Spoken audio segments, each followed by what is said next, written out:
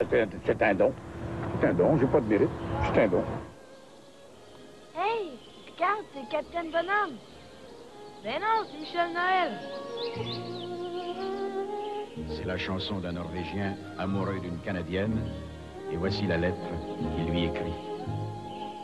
Si c'est vrai que la Norvège a de grands lacs profonds et bleus, alors moi j'ai tes yeux, et ce sont mes lacs de Norvège. Je suis né le 23 septembre 1922, hein, à Québec. Et bon, on m'a amené à Montréal. J'avais 3 ans. Je ne m'en rappelle pas vraiment, c'est parce que maman me l'a raconté. Mais j'avais 3 ans ou 4 ans. Et puis je disais toujours, je tirais toujours ses jupes, et puis je disais, veux parler. Veux parler, moi. Son père, Jean-Baptiste Croteau, navigateur à Saint-Roch, dirige la troupe de KPDP, le Cercle Champlain, à Québec. Enfant, Michel est initié au théâtre et monte sur les planches. On le voit ici dans La Passion du Christ avec son père. Nous, mes sœurs et moi, on n'a jamais connu notre grand-père de ce côté-là parce qu'il est mort trop jeune. Et il n'en parlait jamais. On lui posait des questions à l'occasion, mais il n'en parlait pas. Alors, on peut juste supposer qu'il nous disait que c'était un homme très autoritaire. Mais il était un artiste ou un chanteur. On n'a jamais vraiment su exactement. Mais c'était un domaine, encore là, c'était son jardin secret auquel on n'avait pas accès. Sa mère, il l'adorait. Sa mère, Blanche Langlois, excellente couturière, fabrique tous les costumes et les entretient pendant les représentations. C'est à partir de l'âge de peut-être 8 ans, peut-être, que j'ai commencé à raconter des histoires que j'inventais, que j'écrivais dans un petit cahier de classe, là, de brouillon. Et d'ailleurs, c'est un petit peu curieux. La première histoire que j'ai écrite, qui n'était pas, évidemment, pour le Capitaine Bonhomme, c'était pour un tout autre personnage que j'avais inventé comme ça, et qui s'appelait le détective Foster. Et à 7 heures, alors, les petits gars, les petites filles du quartier, des alentours, alors venaient devant chez moi, fait 44-37 rue Messier, et ils s'assoyaient dans l'escalier. Moi, j'étais assis au haut de l'escalier. Et alors là, je leur racontais des histoires sans fin, que j'écrivais dans mon petit cahier à brouillon, là, à la mine, crayon à la mine. Et je leur racontais donc les aventures du détective Foster. Le détective Foster, si on veut, ça a été l'ancêtre, enfin, du Capitaine Bonhomme, c'est évident. On était très jeunes, j'avais quelque chose comme 11-12 ans, ce qui veut dire que ça fait au-dessus de 60 ans. Et on faisait tous les deux partie d'un groupe d'action catholique qui s'appelait la Jeunesse indépendante catholique, la JIC. Le groupe P10, à la paroisse Immaculée Conception, qui était la paroisse où demeurait Michel. Alors, on faisait partie tous les deux de ce groupe-là. Et en même temps, on fréquentait la même école supérieure à ce moment-là. C'était des écoles supérieures. Le Plateau, situé dans le parc La Fontaine. Jamais on a entendu Michel Noël dire un mot douteux concernant qui que ce soit. Et c'est pourquoi tout le monde l'a tant aimé. Michel continue de faire du théâtre amateur et reçoit le prix de la meilleure interprétation masculine au concours du théâtre de répertoire de Montréal en récitant une fable de La Fontaine. Denise Pelletier gagnait le prix de l'interprétation féminine. La pièce qu'il affectionne par-dessus tout est Cyrano de Bergerac. Il la connaît par cœur et tout au cours de sa vie, il en donnera des extraits. 1939, la guerre est déclarée. Pendant qu'il joue au théâtre Arcade dans une pièce d'Henri Le Tondal, il reçoit une convocation du gouvernement du Canada de s'engager comme soldat. Danse avec moi, grisons-nous tous les deux. Sarita. Combien de fois il m'a parlé de Sarita? Quand il parlait de Rita a dit, Rita a fait, Rita va appeler, Rita va venir. Rita, c'était important dans sa vie. Qui fait vibrer nos corps dans son accord. Que le destin dans nos cœurs fasse naître. C'était un homme qu'on peut pas... on peut pas faire autrement que se donner à lui, s'attacher à lui. On peut pas... c'était un homme merveilleux. Rien ne compte aujourd'hui que toi et moi. Nous, on s'est rencontrés, enfin, on s'est rencontrés. C'était pendant la guerre. Et puis, mon frère était dans l'armée, dans le même régiment que Michel, ensemble. Et puis, ils étaient campés à Vancouver à ce moment-là. Et puis, comme ils étaient loin ils se montraient des photos de leur famille. Et puis, c'est comme ça qu'on a commencé à correspondre. Il est même allé 2 ans en Europe. Et puis, on correspondait toujours, tous les jours même. Et puis, quand il est revenu, on s'est mariés à son retour. Un jour de mai où l'ennui me pesait, pour vivre ma vie, l'essence qui m'oppresse. Il faisait des spectacles pour les soldats, et puis il montait des revues, et il a commencé à chanter un peu partout dans l'armée. Vous savez, le destin. On était en Hollande, sur le bord du Zuiderzee, c'est-à-dire, si vous voulez, la frontière de la Hollande et de l'Allemagne. Hein? Et alors là, on a été bombardés. Hein? Les canons. Et puis, j'ai été blessé par un éclat de but. Enfin, j'ai été blessé mortellement, la preuve, je suis encore là, en fait. Mais à la jambe et à un autre endroit que je n'ose pas mentionner. Attention, ne pas confondre. Non, non, mais ça passait franchement. Ça passait. Alors, je comprends. Là, j'ai été 2 mois à l'hôpital en Belgique, à Anvers, bord d'Anvers. Et puis bon. Pigalle.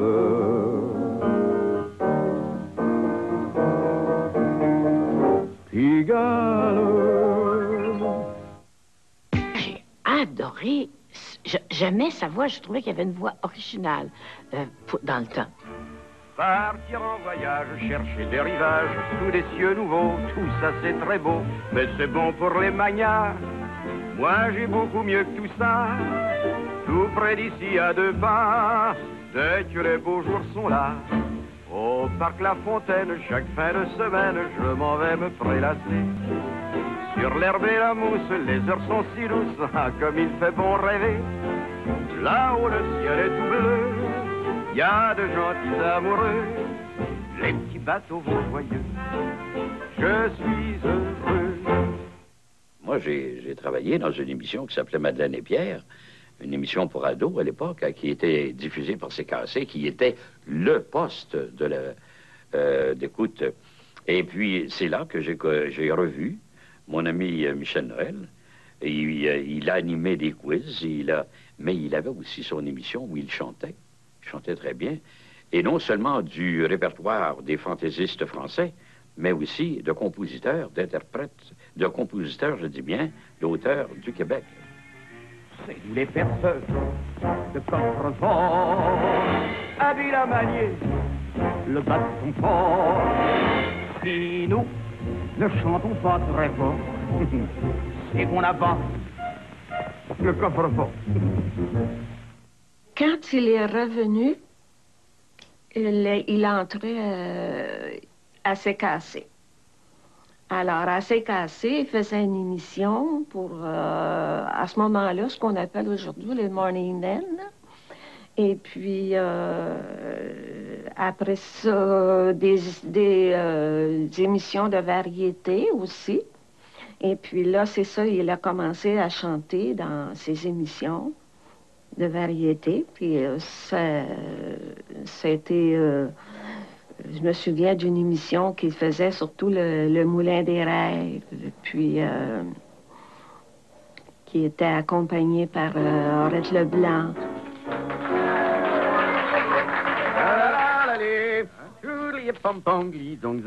Ah, enfin, je renais à la vie. Ouais. Il y a une diseuse de bonne aventure qui a lu dans ma main. Ouais, c'est ça, puis la censure s'en est mêlée. Hein? Non. J'ai mis mon complet neuf. Après la guerre, Michel gagne un concours de scripteur à CKAC. Il est engagé par la station comme scripteur, annonceur et chanteur. Il fera des émissions et du cabaret avec les grandes vedettes françaises de l'époque. Rina Kitty, Pierre Roche, Jean Sablon, Maurice Chevalier, Patachou, Jacqueline Boyer, Édith Piaf, Mistinguette, Erta Kitt et bien d'autres. Je sais entre autres qu'il faisait une émission du matin où il se plaisait à dire qu'il était très populaire auprès des cultivateurs parce que les cultivateurs aimaient beaucoup la musique qui passait dans son émission et que leur vache donnait beaucoup plus de lait depuis qu'il était là. Alors, il en était très flatté. Le retour des saisons, la joie dans la maison, c'est la vie qui commence. Le printemps et l'été, l'automne ou bien l'hiver ne reviennent que pour prouver comment tourne la terre. C'est le retour de la pluie. En 1950, il enregistre son premier disque, accompagné au piano par Roger Joubert. Il rencontre Maurice Chevalier, qui lui confie une chanson et l'invite à venir faire carrière avec lui à Paris. La saison de la vie. Il a eu une belle carrière. Il y a eu, je me souviens évidemment, pour l'époque, c'était pas Céline Dion, là, mais il a vendu quand même pas mal de disques. Il y avait deux chanteurs préférés. C'était d'abord Frank Sinatra. Ça, pour sa voix, son rythme, sa classe, c'était bien important. Et son élégance. Ça, c'était... Et Fernand Gignac, pour exactement les mêmes raisons. Selon lui, il avait autant de talent. S'il avait été américain, il serait allé aussi loin. Alors, longtemps avant ça, il aimait beaucoup Maurice Chevalier. Il l'imitait très bien, d'ailleurs. Mais ça n'a pas été... comme c'était un homme qui avait plusieurs facettes, la carrière de chanteur n'a jamais été ce qui a primé. En passant par Tokyo, capitale des kimonos, visite l'empire nippon, qui ne me dit rien de bon. J'clame mes claques, mes clics, face le Pacifique, cabine-moi ici un bateau. Malgré le tangage, c'est mieux qu'à la nage, moi je m'en un tonneau. Ben voilà moi qui sens tout, bon chinois qui n'est pas faux. Tu parles pas le même chinois que moi, tu me dingues, hein? Les professeurs, où sont les professeurs? Ah, les professeurs! Les professeurs sont là-bas. Oh, voyons donc, oh, donc. Michel fit ses débuts à la télévision en 1954, aux côtés de Jean Raffin. Il enchaîne avec une émission de variété, Feu de joie, qu'il anime avec Muriel Millard. Vous en conviendrez, il y a bien de mieux que la TV. À la TV, c'est vraiment économique. On peut s'amuser même si le set n'est pas payé.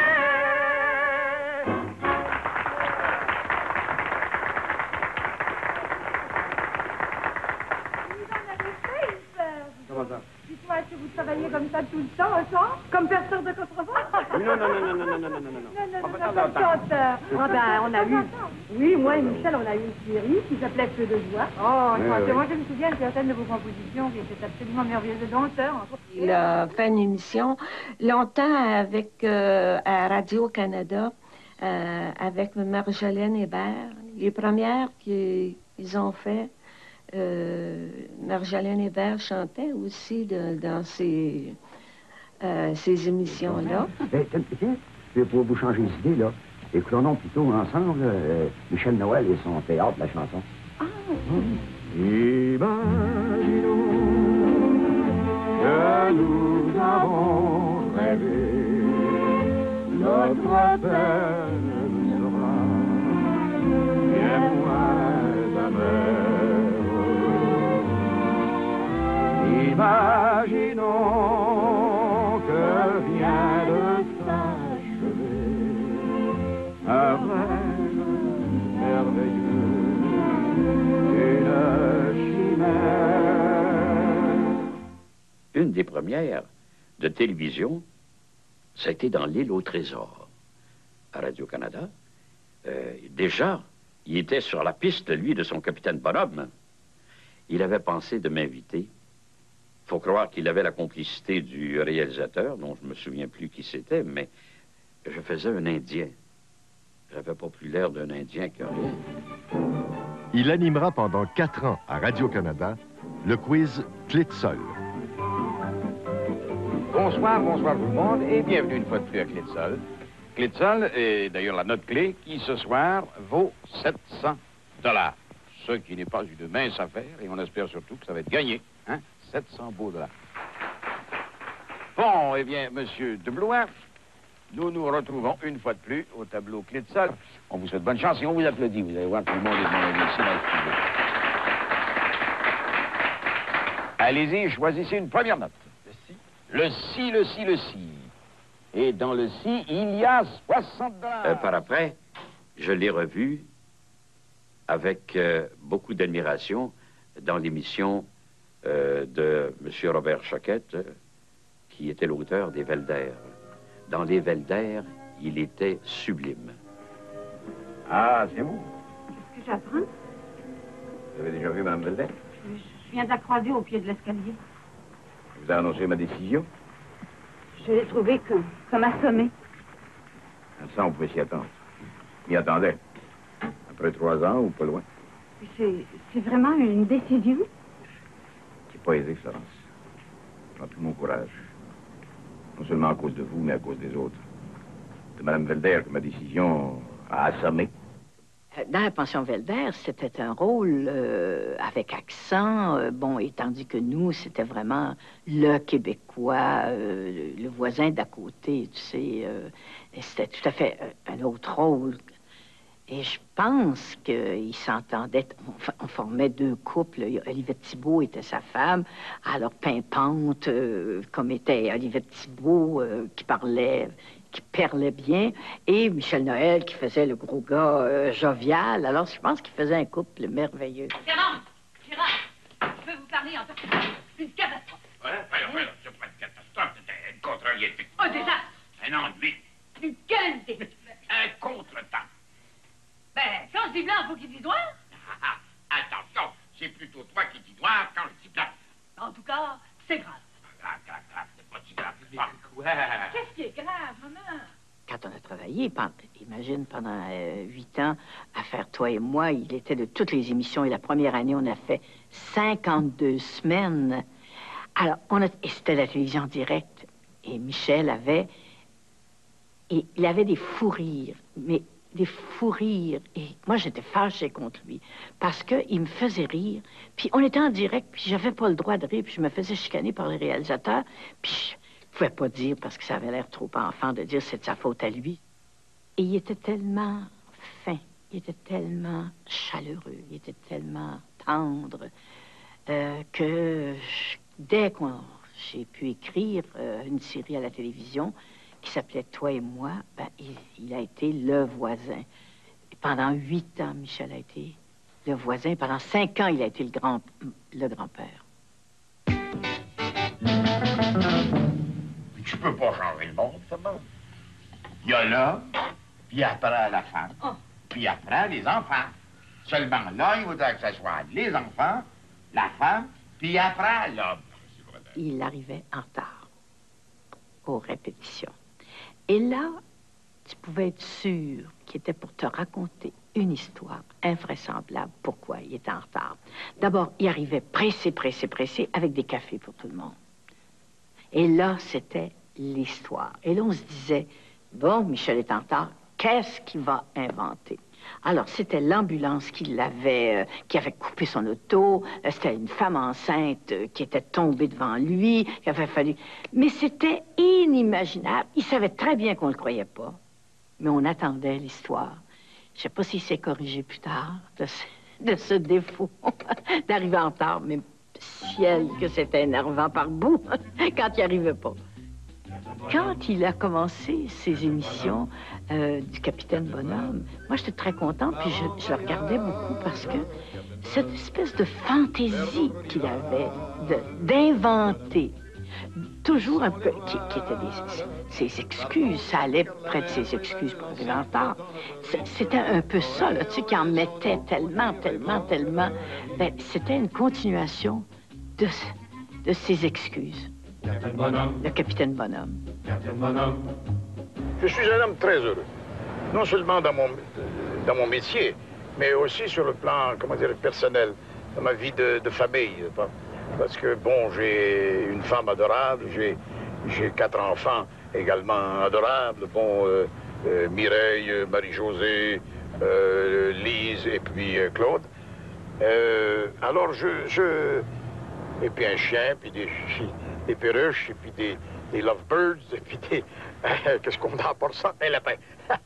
On a eu, on peut dire, une enfance, carrément une enfance princière, parce que déjà, à l'époque, il était très populaire. Donc, partout où on allait. Et je dis partout, parce qu'on le suivait partout, tout le temps. C'était extraordinaire. C'était une enfance princière, mais aussi une enfance très exotique, parce que mon père avait une passion pour les animaux.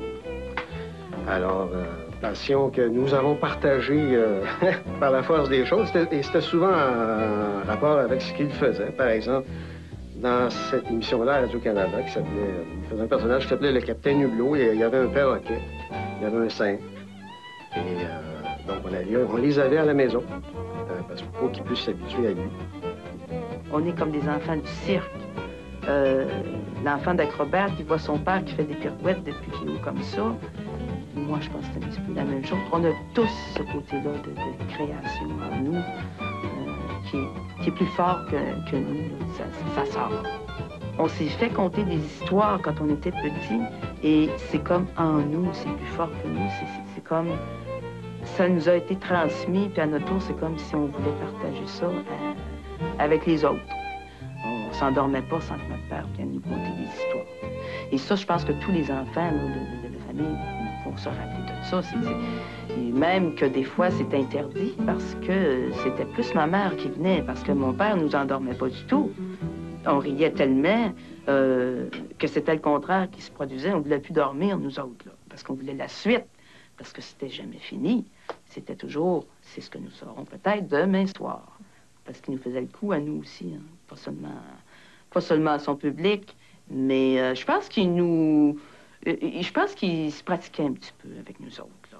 Moi, ma tasse de thé, c'est plus dans l'écriture et dans la production des choses.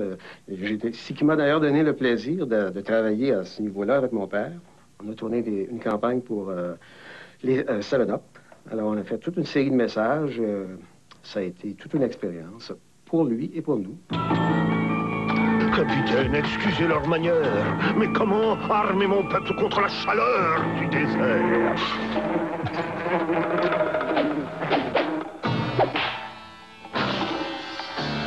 Mon cher Chic-Chic, voilà l'arme idéale, 7-Up. Le goût clair et net de 7-Up, c'est une oasis de fraîcheur.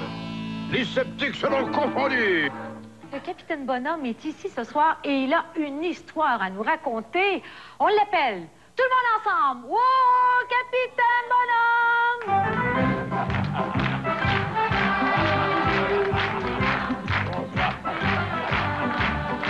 Oh là là, oh là là, oh là là. Merci. Merci 1000 fois. Mais enfin, vous savez, j'aime autant commencer tout de suite parce que ce que j'ai à vous raconter est d'une extrême importance. Je dirais même d'une importance extrême. J'ai commencé, en fait, à la télévision, je veux dire. Je l'ai écrit avant ça. J'ai écrit un livre, La vie du Capitaine Bonhomme, mais à la télévision en 1963. Exactement le 17 juin 1963, au Canal 10, à Télémétropole. Je rencontre Michel Noël au début des années 60, au moment où Michel travaille sur le projet d'une émission qui s'appellerait Le Zoo du Capitaine Bonhomme. Un jour, j'ai un téléphone, c'est Michel, qui me dit on est en train de faire une équipe, est-ce que ça te tenterait de te joindre à nous? J'ai été étonné parce que je ne le connaissais pas, Michel Noël. Je Je le connaissais de réputation, je l'avais entendu chanter, je l'avais vu à la télévision, mais je l'avais jamais rencontré. J'étais étonné, j'étais ravi, remarquez bien que... Et je me suis présenté, on appelait ça le Canal 10 dans le temps, aujourd'hui c'était les métropoles, bien sûr. Et ça a été le coup de foudre. D'abord, quand on rencontrait Michel Noël, il ensoleillait l'appartement où il était. Il y avait un rire extraordinaire. Le bonhomme, il y avait toujours quelque chose de drôle qui lui est arrivé. Il y avait toujours quelque chose de drôle à raconter. C'était pas toujours la vérité, mais pour un rire, il était prêt à raconter n'importe quoi. Et c'était comme ça tout le temps, tout le temps, tout le temps. Et dès le départ, Michel Noël, Olivier Guimond, l'oncle Pierre et moi, les quatre qui formaient le noyau de l'émission du Capitaine Bonhomme, on s'est entendus à la première rencontre, et ça a été comme ça pendant 1100 programmes. Et ensuite, on faisait 2 autres émissions. Ce qui était bizarre, c'est que on faisait l'émission du lundi, mercredi et vendredi. On allait dîner. Et on revenait, et là, on faisait mardi et jeudi. Ça semble banal comme ça. Mais quand on pense que Michel Noël racontait une histoire qui se suivait, quand il avait fini son émission du lundi, il fallait savoir ce qu'il allait raconter le mardi dans l'après-midi, etc. Et quand il revenait dans l'après-midi, comment est-ce que son émission du lundi avait fini et comment celle du mercredi avait commencé? C'était... Là, vous vous rendez compte qu'en allant dîner, il prenait un petit carafon, on était là, la fatigue s'installait, et là, on n'était jamais capable de rentrer l'histoire du capitaine vraiment là où elle allait. Et quand il était mal pris, parce que des fois, il ne savait plus comment finir, il nous appelait. Donc, Pierre, Freddy, M. Sans Façon, venez donc ici. Puis là, c'était n'importe quoi pour faire du temps. La bataille avec Don Alfredo, est-ce que ça a duré 6 heures, 54 minutes et 8 secondes, ou ça a duré 6 heures, 24 minutes et 7 secondes? Il fallait dire quelque chose. Il ne pouvait plus avancer dans l'histoire, on ne savait plus où on était. Et là, on partait, puis on faisait un numéro là-dessus, jusqu'à ce qu'on ait dit de s'arrêter, tu sais. Devant moi, n'est-ce pas, l'infâme coyote, le sombre putois, l'empêcheur de tourner en rond, le coupe-jarret vénéneux.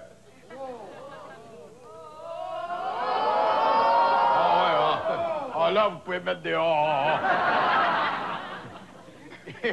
Et j'ai nommé Don Alfredo et Don Pedro et Rodriguez.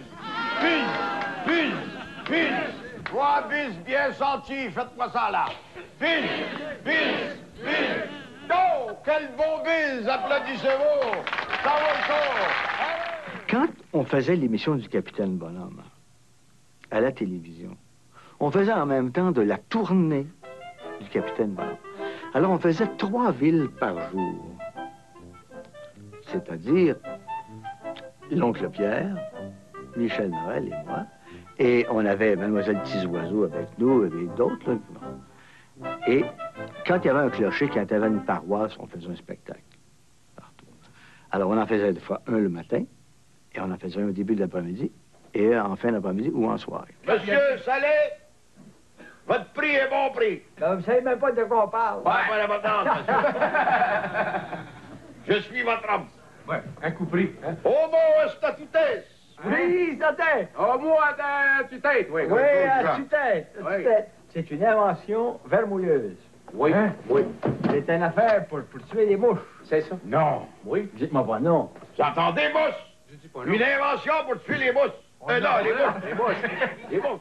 Pour ton équipe, bravo! Bravo! Arrestation, lentement. Descends de la voiture, ferme la porte, très lentement. Rouvre la porte, très lentement. Referme la porte. Marche très lentement. Ouvre la porte de la maison, très lentement. Ferme la porte. Et là, il nous lâche un cri, mais... Il s'est évidemment fermé la porte sur le doigt, mais il n'était pas question que les voisins le sachent. Ah, ça, c'était mon père. Une fois, il a tourné un autre commercial, c'était pour les soupes Lipton. Et le tournage se faisait à Percé. Alors, il a eu une limousine jusqu'à Percé, où il ne le faisait pas. Et bien sûr, la limousine fut là. Il était sourd aussi vers la fin de sa vie. Alors, les gens disaient, quel homme sympathique. Il sourit tout le temps. Alors, quand vous lui disiez quelque chose et qu'il vous décochait un grand sourire, vous pouvez être sûr qu'il n'avait rien entendu. Ajoutez de la pénicilline et vous verrez, demain tout ira bien. Et vous verrez, demain tout ira bien. Il y avait des enfants qui aimaient beaucoup. Il s'est arrangé pour avoir des animaux comme il voulait. Non, tout ce qu'il a voulu avoir, il l'a eu. Il aimait ce métier-là passionnément. Il l'a exercé, son métier, pendant longtemps. Et comme acteur, et comme fantaisiste, et comme chanteur. Il a fait une très, très belle carrière, Michel. Il a vécu jusqu'à la fin de son personnage, et très bien. Alors, c'est pour ça que ça fonctionnait tellement bien pour lui qu'il avait pas vraiment envie de faire autre chose. Et puis surtout qu'il s'est exercé une symbiose à un moment donné, à savoir, c'est qui le vrai, là? Est-ce que le capitaine existe vraiment, ou est-ce qu'il y a un Michel Noël, ou parce qu'on se demandait à un moment donné s'il finissait par se croire. Et alors, je me suis avancé vers eux, n'est-ce pas, et je leur ai tenu ce langage. J'ai dit, messieurs, vous êtes 52, je suis un. À nous deux! Et alors? Faut pas jouer si je veux bomber le torse. Bombant le torse, bissé parquet, mollet combré. Je me suis élancé vers eux, et paf, paf, paf, maison, allez-y tout le monde. Vivi l'icône, le légendaire savate thaïlandaise. Paf! Ça montait de partout. Je l'ai regretté après. J'ai dit, il y en a qui vont se... Parce que, mine de rien, c'était un artiste, bon, un conteur, etc. Mais il avait un côté homme d'affaires également. Alors, moi, j'ai toujours vu mon père se faire des bureaux extraordinaires, dont celui-là qui est le dernier, la petite tour bleue, avec des instruments ultramodernes ou à son goût, tout prêt pour écrire et ne jamais s'asseoir ici pour écrire un seul mot. Alors, passer sa vie au restaurant pour écrire, mais tout en se construisant des choses comme ici, la petite tour bleue.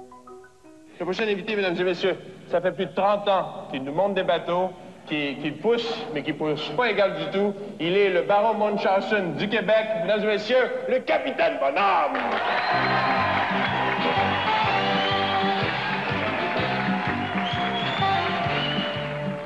J'étais au Métropolis ce soir-là, j'étais dans le fond de la salle et je parlais, je conversais avec une amie, Julie.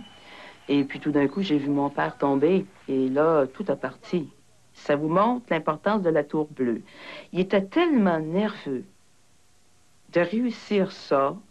Je pense qu'il était tellement émotif. Il s'en foutait complètement, façon de parler, de cette émission-là.